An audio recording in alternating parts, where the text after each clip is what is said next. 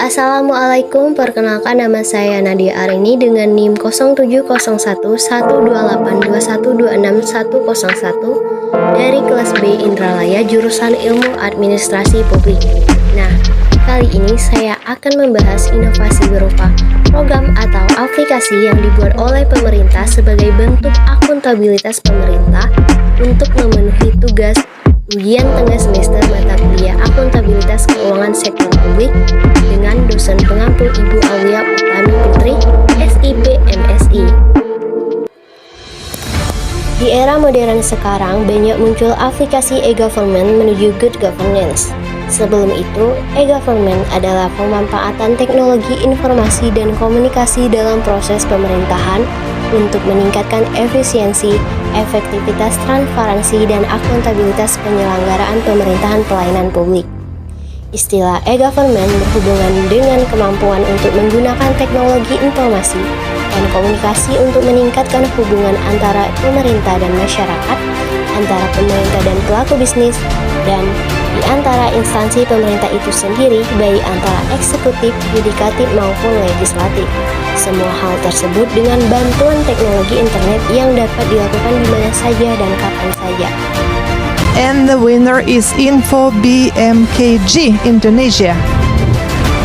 Badan Meteorologi, Klimatologi, dan Geofisika atau BMKG adalah lembaga pemerintah non-kementerian Indonesia yang mempunyai tugas melaksanakan tugas pemerintahan di bidang meteorologi, klimatologi, kualitas udara, dan geofisika. Lembaga ini memiliki tugas mengamati, mengelola, menganalisis, menyebarluaskan informasi meteorologi, cuaca, klimatologi, iklim, dan geofisika gempa bumi dan tsunami. Nah, dalam hal ini, seiring perkembangan zaman, BMKG membuat inovasi aplikasi bernama Info BMKG. Info BMKG adalah aplikasi resmi yang dirilis oleh BMKG. Melalui aplikasi ini, masyarakat bisa mengetahui informasi cuaca, iklim, kualitas udara, dan gempa bumi di Indonesia dalam satu genggaman. Adapun fitur-fitur dalam aplikasi mobile Info BMKG, yang pertama, perkiraan cuaca. Fitur ini menyajikan informasi perkiraan cuaca dalam 7 harian di seluruh kecamatan di Indonesia. Fitur kedua yaitu fitur gempa bumi. Fitur ini menyajikan informasi gempa bumi terkini. Gempa bumi dirasakan dan gempa bumi real time disertai jarak lokasi gempa dengan lokasi Anda. 3.